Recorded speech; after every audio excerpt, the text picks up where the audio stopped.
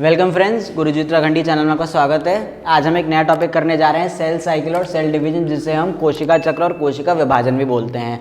Video start करने से पहले मैं आपको बताना चाहूँगा, हमारी एक ऐप है वेदश्री, जिसमें आप अपना कोर्स परचेज कर सकते हैं लैब असिस्टेंट का, जिसका आपको डिस्क्रिप्शन आपको मिल जाएगा नीचे कमेंट सेक्शन में।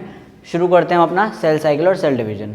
टॉपिक स्टार्ट में करूँगा कुछ आपसे सवाल पूछ के और उसके जवाब खुद से देंगे, क्योंकि आप तो जवाब दे नहीं सकते, डिजिटल क्लास है। तो आप बस सवाल समझिए, सुनिए और आपको अच्छे से सारी चीज़ें समझ में आ जाएंगी। पहला है हमारा सेल डिवीजन स्लो और फास्ट। हमारा पहला सवाल है सेल डिवीजन स्लो और फास्ट। अगर मान लो मैं आपके सामने अपना हाथ काट लूँ और अपने किसी बूढ़े अंकल को लाऊं जो 90 साल के, उनका हाथ काट लूँ, आप मुझे बताइए सबसे पहले जख्म किसका भरेगा? 90 साल वाले इंसान का भरेगा, मेरा जख्म भरेगा? ऑब्वियसली बात है, मेरा जख्म भरेगा। वो क्यों होगा? क्योंकि जैसे ही मैं अपना हाथ काटूंगा तो मेरे अंदर के जो रिपेयरिंग सेल्स हैं वो डिवाइड करना शुरू कर देंगे, और वो उनकी स्पीड बुढ़े अंकल के कंपेयर में क्या होगी? स्लो होगी या फास्ट होगी? ऑब्वियसली फास्ट होगी। तो इसलिए हम कहते हैं कि सेल डिवीजन स्लो होती है। जब हम आपके बिल्कुल ओल्ड एज में पहुंच जाते हैं तो हमारी सेल डिवीजन क्या होती है? स्लो हो जाती है। और जब हम बच्चे होते हैं या जब हम यंग होते हैं तो हमारी सेल डिवीजन क्या होती है? बहुत ही फास्ट होती है। अब सेल डिवीजन तो मैंने बता दिया, स्लो और फास्ट। कोशिका विभाजन अब हम बताते हैं कि सेल डिवीजन होती क्या है। सेल डिवीजन क्या होती है? मान लीजिए अगर ये एक सेल है, ये एक सेल डिवाइड होके अपने जैसे बिल्कुल डुप्लीकेट कॉपी बनाता है, इसको बोलते हैं सेल डिवीजन। ये एक सिंगल सेल है, इसने एक दूसरी दो सेल बनाई, यानी मान लीजिए ये एक सेल है, इसने अपनी दो बहनें बनाई, ठीक है। और क्यों बनाई? बोलने के लिए आओ बहनों चुगली करें, ठीक है। ये मुहावरा याद रखना। तो आओ बहनों चुगली करने के लिए उसने अपनी जैसी दो और बना दी, इसलिए उनको क्या बोलते हैं? डॉटर सेल बोलते हैं। क्या बोलते हैं? डॉटर सेल बोलते हैं, जिसे हम हिंदी में क्या बोलते हैं? अनुजात कोशिका भी बोलते हैं। तो सेल डिवीजन यही होता है कि एक सेल अपने जैसे डबल डुप्लीकेट कॉपी बना देता है, बिल्कुल एक जैसी, आइडेंटिकल, कोई चेंज नहीं होता, कोई वेरिएशंस नहीं होती, जिसको हम इंग्लिश में बोलते हैं डॉटर सेल और हिंदी में बोलते हैं अनुजात कोशिका। अब आपको मैं एक नई चीज़ बता दूं, आपने देखा होगा लोग शराब बहुत पीते हैं। जब तक वो शुरुआत में वो शराब पीते हैं उनको कोई फर्क नहीं पड़ता, वो झूमते हैं, नाचते हैं। मगर एक एज के बाद जब डॉक्टर उनसे कहता है भैया तुम्हारे लीवर में दिक्कत शुरू होने लग गई है, ठीक है, तो अब आप सोचो लीवर ने स्टार्टिंग में क्यों नहीं बोल दिया कि भैया मुझे दिक्कत हो रही है? क्यों नहीं बोल दिया? क्योंकि ये एक एक्सेप्शन है। लिवर हमारी बॉडी का एक ऐसा ऑर्गन है जिसमें कंटिन्यूअस सेल डिवीजन नहीं होती। आपका हाथ कट जाएगा, एकदम से घाव पड़ जाएगा, आप मरने वाले होगे तब आपका घाव भरना शुरू नहीं होगा। मगर लिवर में ऐसा नहीं होता। लिवर में जब तक इमरजेंसी कंडीशन 100, जब तक चोरी बिल्कुल हो नहीं जाती है, जब तक इमरजेंसी कंडीशन आ नहीं जाती है, तब तक लिवर अपने आप को एक्टिवेट नहीं करता। मगर जैसे ही इमरजेंसी कंडीशन आ जाती है तो लिवर अपने आप को एक्टिवेट करता है और अपने आप को रिपेयर करना शुरू कर देता है। तो लिवर क्या है? लिवर में वो सेल्स होते हैं जिनमें कंटिन्यूअस सेल डिवीजन नहीं होती है, उनको रिक्वायर नहीं होती है, वो इमरजेंसी कंडीशन में आके ही ये सब करते हैं। मगर स्किन या इंटेस्टाइन में हमारे वो सेल्स होते हैं जिसमें कंटिन्यूअस सेल डिवीजन होती है। आप यहां से हाथ काटोगे बढ़ जाएगा, फिर यहां से हाथ काटोगे बढ़ जाएगा। तो यहां पे क्यों ऐसा? क्योंकि यहां पे कंटिन्यूअस सेल डिवीजन होती है, ठीक है। अब सेल साइकिल आते हैं, यानी कोशिका चक्र। कोशिका चक्र की डेफिनेशन क्या होती है? कोशिका चक्र की डेफिनेशन क्या होती है आपकी? एक सीक्वेंशियल तरीके से जब सेल अपने आप को डिवाइड करता है उसको बोलते हैं कोशिका चक्र, ठीक है। अब कोशिका चक्र की दो अवस्थाएं होती हैं या दो स्टेजेस में हम इसको पढ़ते हैं। पहली होती है इंटरफेज, जिसे हम बोलते हैं अंतरावस्था, और दूसरी होती है एम फेज। एम फेज अभी आप भूल जाओ, अभी आप सिर्फ अंतरावस्था पे ध्यान दो। अंतरावस्था यानी इंटरफेज को हम क्या बोलते हैं? प्रिपरेशन फेज बोलते हैं। प्रिपरेशन फेज से मैंने एग्जांपल आपको बताता हूं। बलि का बकरा कहते हैं ना, बकरे को हलाल करने से पहले खूब खिलाते हैं, खूब पिलाते हैं, उसे सारा अच्छे से मोटा तगड़ा बनाते हैं। तो इंटरफेज भी वही करता है कि अपने सेल को इस तरीके से बिल्कुल तैयार करता है ताकि वो आराम से डिवाइड हो जाएगा।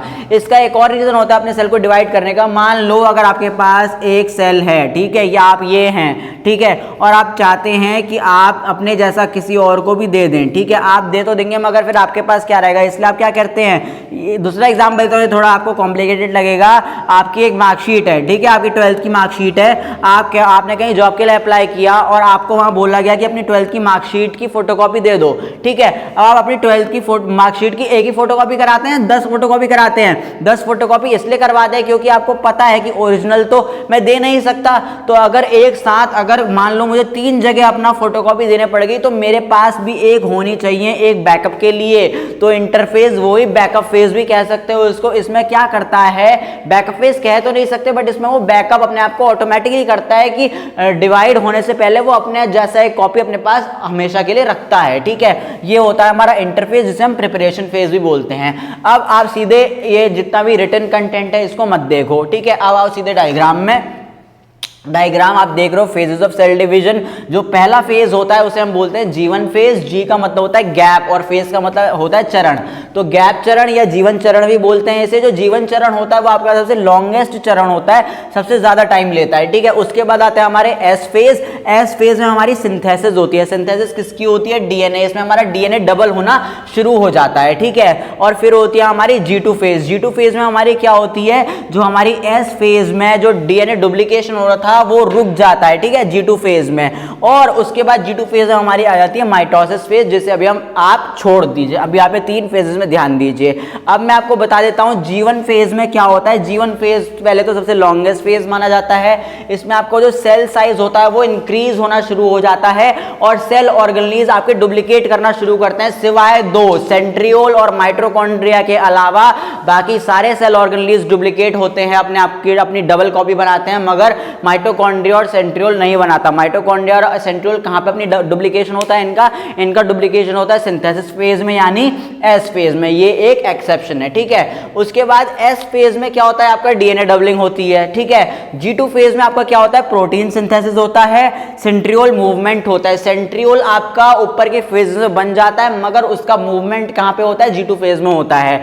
अब ये जो G2 फेज में मैंने एक चीज बोली है आपको, प्रोटीन सिंथेसिस। प्रोटीन सिंथेसिस जरूरी क्यों है? क्योंकि आपको पता है कि हमारे जितने भी सेल ऑर्गेनेल्स है वो किसके बने हैं? फोस्फोलिपिड के बने हैं। फोस्फोलिपिड किसका बना है? प्रोटीन्स का बना है। प्रोटीन किसका बना है? आरएनए का बना है। कहने का मतलब ये है कि आरएनए से क्या बना? प्रोटीन बना। प्रोटीन से क्या बना? सेल ऑर्गेनेल्स बने। तो इसलिए प्रोटीन सिंथेसिस होना बहुत जरूरी है। ये थे हमारे 3 चरण। एक आपको एक नई बात और बताता हूं, आप जब मीट खाते हो, आप एक मीट को बहुत अच्छे से तैयार करते हो, उसे आप हफ्ता 15 दिन खूब खिलाते पिलाते हो, ताकि जब आप उसे पकाओ तो आपको वो टेस्टी लगे। मेरा ये बस पॉइंट याद रखना।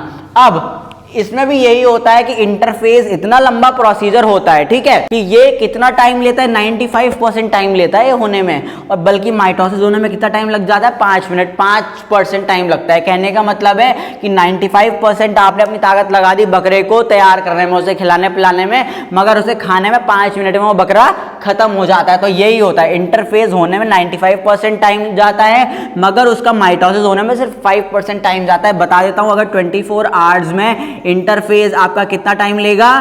23 आवर्स लेगा, बल्कि माइटोसिस आपका कितना टाइम लेगा? ओनली रिमेनिंग 1 आवर लेगा, ठीक है। उसके बाद अब ये हो गई हमारी अंतरावस्था, या जिसे हम बोलते हैं इंटरफेज। इसके बाद हम आते हैं एम फेज पे, जो कोशिका चक्र का दूसरा चरण होता है। एम फेज में आपका जो कोशिका द्रव्य होता है, साइटोप्लाज्म, और जो केंद्रक होता है, न्यूक्लियस, उनका डिवीजन होता है, ठीक है। उसको जो आपका कोशिका द्रव्य का जो डिवीजन होता है उसे हम बोलते हैं साइटोकाइनेसिस, और जो आपका केंद्रक का डिवीजन होता है उसे हम बोलते हैं कैरियोकाइनेसिस। कैरियो का मतलब होता है केंद्रक, काइनेसिस का मतलब होता है डिवीजन, ठीक है। अब जो कैरियोकाइनेसिस तो न्यूक्लियस में होता है, ठीक है, एनिमल में, बट जब साइटोकाइनेसिस की हम बात करते हैं, जो प्लांट में अलग होता है, मतलब अलग कहने का मतलब ये है कि जब प्लांट सेल में साइटोकाइनेसिस अलग जगह में होता है और एनिमल सेल में साइटोकाइनेसिस अलग जगह में होता है, इनकी लोकेशन क्या होती है? अलग अलग होती हैं। तो याद रखिए, साइटोकाइनेसिस में आपका जो प्लांट सेल में आपका जो साइटोकाइनेसिस होता है वो कहां पे होता है? सेल प्लेट में होता है। और एनिमल सेल में आपका साइटोकाइनेसिस कहां होता है? फरो में होता है। ये आप बात याद रख लेना। उसके बाद हम आते हैं माइटोसिस फेज में। माइटोसिस फेज को या माइटोसिस को हम सोमैटिक फेज भी बोलते हैं, इसको हम इक्वेशनल डिवीजन भी बोलते हैं, और ये बेसिकली प्लांट में कहां होती है? मेरिस्टेमेटिक या एपिकल मेरिस्टेम्स में ये माइटोटिक फेज होता है। माइटोटिक फेज को क्या बोलते हैं? समसूत्रण प्रावस्था भी बोलते हैं। मियोसिस को भी कुछ बोलते हैं, मगर वो मैं अभी आपको नहीं बताऊंगा, वो जब हम मियोसिस करेंगे तब मैं आपको बताऊंगा। अभी आप सिर्फ याद रखें कि माइटोटिक फेज यानी माइटोसिस को क्या बोलते हैं? समसूत्रण प्रावस्था बोलते हैं। ये हो गया आपका एम फेज, ठीक है। अब हम आगे हम पढ़ेंगे एम फेज की अलग अलग स्टेजेस।